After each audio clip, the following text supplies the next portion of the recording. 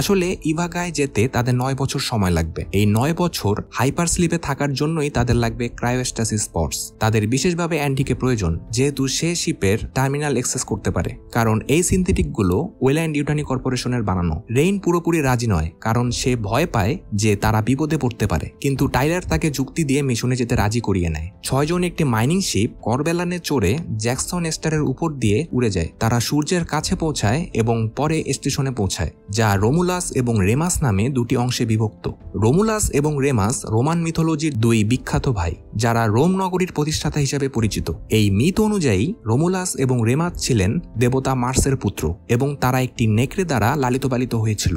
পরবর্তীতে রোমুলাস তার ভাই রেমাসকে হত্যা করে এবং তার নামে রোম নগরীর নামকরণ করেন। অ্যান্ডি, টাইলার এবং বিয়ন এই 3 জন পটগুলি খুঁজতে যায়। এই সময় রেইন দেখে কাই বমি করছে।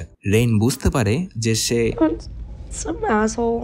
দ্বারা গর্ভবতী, কিন্তু কাই রেইনকে টাইলারের কাছে কিছু না বলার জন্য অনুরোধ করে।